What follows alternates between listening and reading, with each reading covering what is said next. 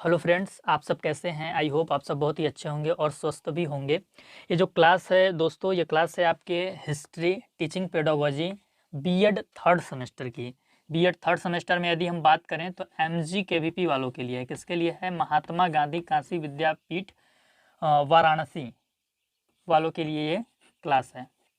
बाकी यदि आपका सिलेबस मैच करता है तो आप किसी भी यूनिवर्सिटी से बीएड कर रहे हैं, आप पढ़ सकते हैं। इतिहास शिक्षण शास्त्र की ये क्लास है और इसमें आज हम लोग देखेंगे कि इतिहास शब्द का क्या अर्थ होता है और इतिहास की परिभाषा क्या होती है। इन दोनों चीज़ों को हम देखेंगे। अगर आपको इतिहास विषय का लेसन प्लान बनाना है तो चैनल पे प्लेलिस्ट बनी हुई है, आप उस प्लेलिस्ट की सहायता से अपना लेसन प्लान बनाकर तैयार कर सकते हैं। और चैनल पे आप पहली बार विजिट कर रहे हैं या अभी तक आपने इस चैनल को सब्सक्राइब नहीं किया है तो आपसे निवेदन है कि आप चैनल को ज़रूर सब्सक्राइब कीजिएगा। और वीडियो के डिस्क्रिप्शन में आपको टेलीग्राम चैनल का लिंक मिलेगा, व्हाट्सएप चैनल का लिंक मिलेगा, तो आप उसे ज़रूर ज्वाइन कीजिएगा। वहाँ पर आपको इम्पोर्टेंट PDF एग्ज़ाम से रिलेटेड PYQ और आपके यूनिवर्सिटी से जो भी नोटिफिकेशन रिलीज होता है एग्ज़ाम वगैरह को लेकर, तो सारी सूचनाएँ प्रोवाइड की जाती हैं। चलिए आज का टॉपिक हम देखते हैं। हम पढ़ेंगे इतिहास का शाब्दिक अर्थ। इतिहास का क्या शाब्दिक अर्थ होता है, ये चीज़ हम देखेंगे। तो देखिए, सबसे पहले हमें ये जानना है कि जो इतिहास है वो हिस्ट्री, इतिहास को अंग्रेजी में क्या बोला जाता है? हिस्ट्री।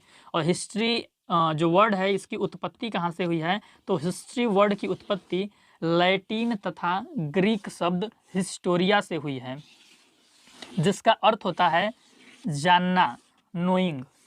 तो आपको ये याद रखना है कि हिस्ट्री वर्ड की उत्पत्ति लैटिन तथा ग्रीक शब्द हिस्टोरिया से हुई है, जिसका अर्थ जानना, नोइंग होता है, ये चीज़।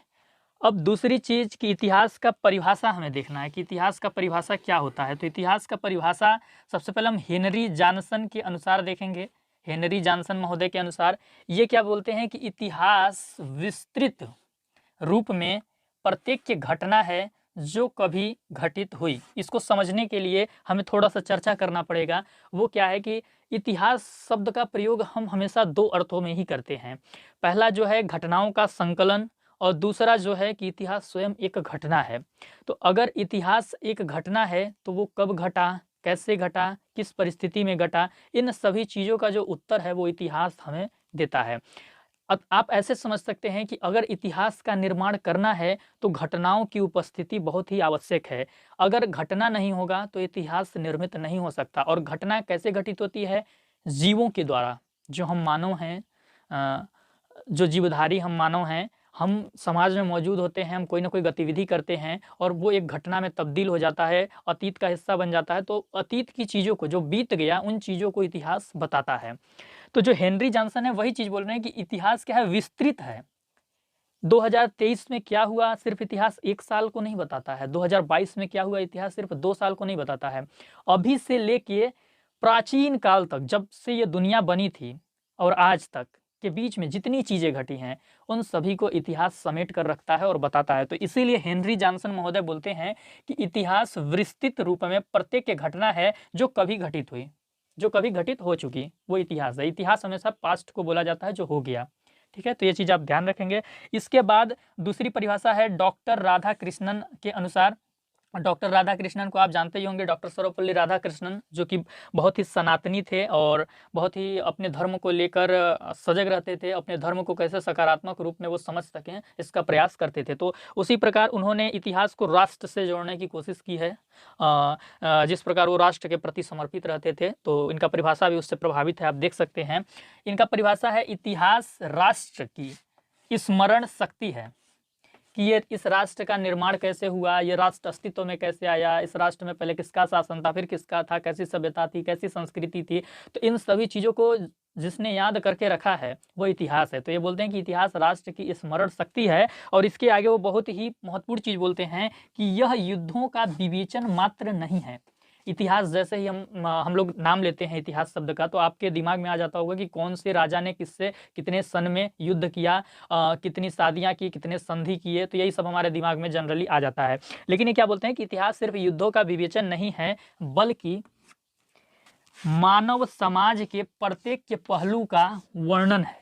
प्रत्यक्ष पहलू का, सिर्फ राजा ने क्या किया, किससे युद्ध किया, किस देश से कितने युद्ध जीते, बस इतिहास ये नहीं है। इतिहास समस्त चीज़ें हैं कि आदिवासी कैसे अपने चरवाहे को मैनेज करते थे, आदिवासी जो थे वो कैसे कंदमूल फलों से अपना जीवन यापन करते थे, कैसे वे जंगलों पे निर्भर रहते थे। इसीलिए जल जंगल जमीन आदिवासियों की संपत्ति बोला जाता है कि ये जो जल जंगल जमीन है वो आदिवासियों की संपत्ति है, वो उनके मालिक हैं।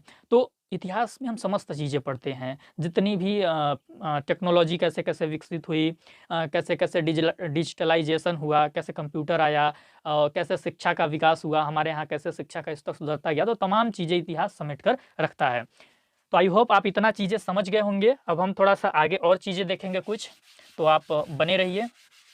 इतिहास हमारे संपूर्ण भूतकाल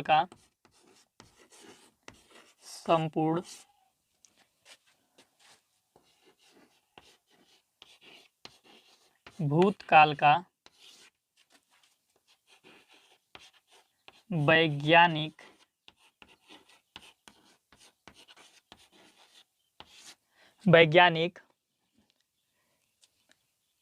अध्ययन तथा लेखा है।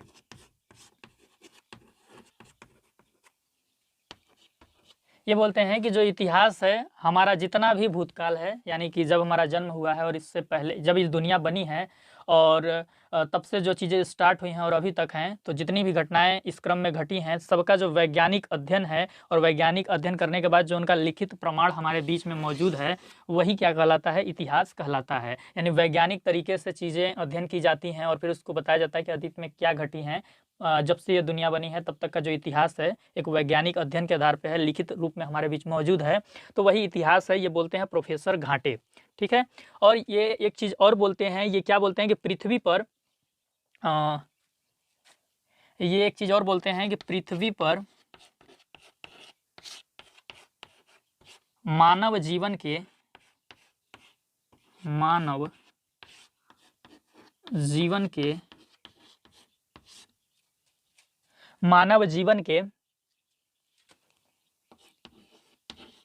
विकास का अध्ययन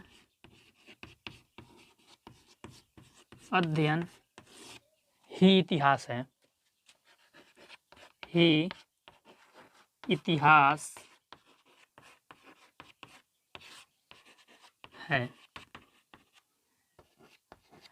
आपने देखा होगा कि जब कक्षा 6 की एनसीईआरटी आप पढ़िएगा, उसमें हिस्ट्री वाला पोर्शन पढ़िएगा। अभी तो एक हो गया है पूरा बुक, तो हिस्ट्री वाला जब पार्ट पढ़िएगा तो सबसे पहले उसमें हमें आदि मानव काल के बारे में पढ़ना पड़ता है कि कैसे आदि मानव धरती पे आए और उन्होंने आग जलाना सीखा, जड़ों को अपने फलों के रूप में ग्रहण करना सीखा, कैसे पेड़ के पत्तों के जो छाल होते थे उसको कपड़ा बना के उन्होंने पहनना सीखा, खेती करना सीखा, और फिर हमारा जो जीवन स्तर है मानव का वो सुधरते गया। तो जो मानव का जीवन है वो कैसे विकसित हुआ, यानी कैसे बेहतर से बेहतर संस्करण में जाते गया, इस चीज़ का अध्ययन हम इतिहास के अंतर्गत करते हैं। इतिहास ये हमें बताता है कि मानव जीवन का शुरुआती दौर कैसा था और अभी का दौर कैसा है। तो शुरुआती दौर से लेकर अभी तक के दौर की जो कहानी है वो इतिहास हमारे सामने प्रस्तुत करता है, ठीक है। तो सबसे पहले हम देखते हैं कि इतिहास को हमने यहाँ पे क्या पाया कि मानव के जीवन की कहानी है, मानव जीवन की कहानी है, मानव जीवन की कहानी है। मानव का जीवन कैसे स्टार्ट हुआ और कैसे आज तक मानव जी रहा है, ये सब इतिहास हमें बताता है। वर्तमान के मानव जीवन को सरलता से समझने का माध्यम है। वर्तमान के मानव के जीवन को समझने का, सरलता से समझने का माध्यम है, सरलता से समझने का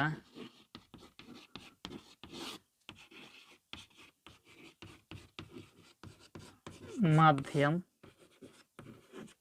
है। आज हम टेक्नोलॉजी यूज कर पा रहे हैं, कंप्यूटर यूज करते हैं, एआई का ज़माना है, तो ये सारी चीज़ें हम कैसे यूज कर पा रहे हैं? क्योंकि अन्वेषण की शुरुआत जब देश हमारा आज़ाद हुआ था तभी से हो गया था। इसरो की स्थापना हो गई थी।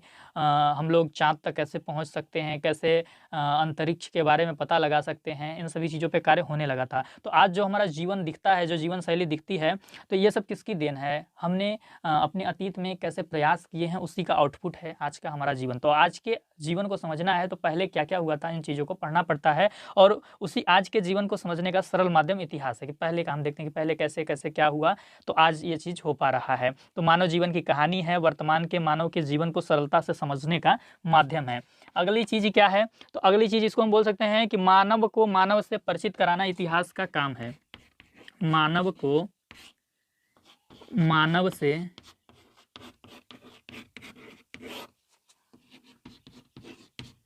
परिचित कराना इतिहास का काम है। आज आप देखते होंगे कि हम हिंदू रिलीजन के व्यक्ति हैं, तो अगर हमें इस्लाम के बारे में जानना है, जैन के बारे में जानना है, पारसी के बारे में जानना है, यूरोपियों के बारे में जानना है कि जो यूरोपियन हैं, जो ब्रिटिश लोग हैं, वो कैसे होते हैं, तो आज हम कैसे जान पाते हैं? अभी हम लंदन जाके तो ब्रिटिश वालों से तुरंत मिल नहीं लेते, या यूरोप जाके यूरोप के लोगों से तो मिल नहीं लेते। इतिहास हमें बताता है कि इस देश के लोग कैसे हैं और जो बाकी के देश हैं वो कैसे हैं। तो इतिहास हमें दूसरे मानव से परिचित कराता है कि इसी दुनिया में और भी जो लोग हैं वो किस प्रकार से हैं, उनकी जीवन शैली किस प्रकार की है। इन सभी चीज़ों को हमें इतिहास बताता है। इसके बाद क्या है? इसके बाद हम बोल सकते हैं लास्ट चीज़ कि इस विश्व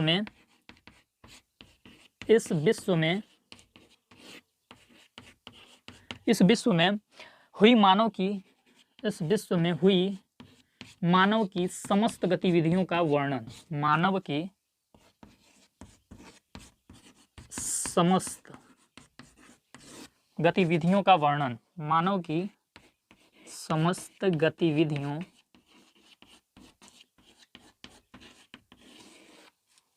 का वर्णन हमें इतिहास बताता है।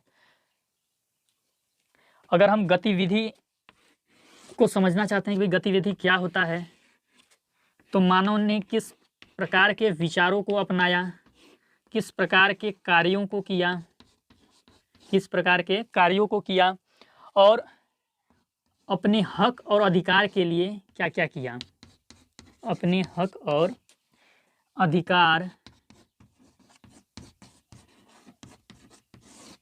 के लिए क्या-क्या किया।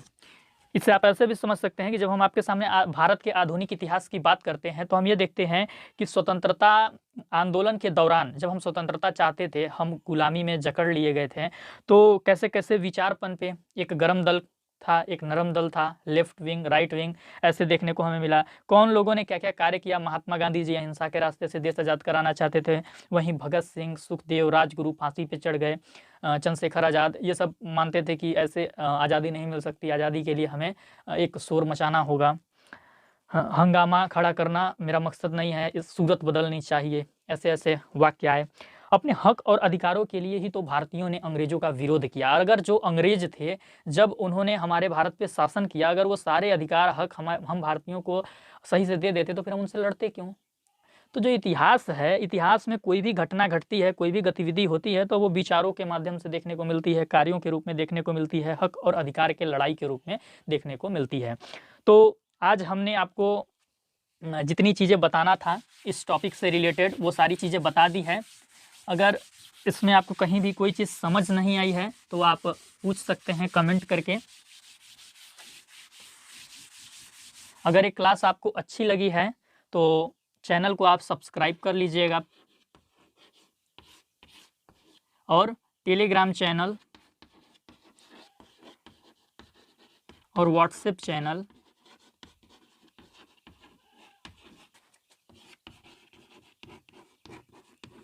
को ज़रूर ज्वाइन कीजिएगा। यहाँ पर आपको क्लासेस इस तरीके से प्रोवाइड होती हैं कि आपको बिल्कुल एक कमी नहीं होगी कि आप महाविद्यालय में नहीं रेगुलर क्लासेस कर पाते हैं। यहाँ पर पढ़ने का मतलब आपको बिल्कुल फील होगा कि आप महाविद्यालय में बैठे हुए हैं और टीचर आपको पढ़ा रहे हैं। हम सरल से सरल भाषा में समझाने की कोशिश करते हैं। तो अगर आपको क्लास अच्छी लगी है तो कमेंट करके ज़रूर बताइएगा। चलिए हम आपसे मिलते हैं नेक्स्ट सेशन में।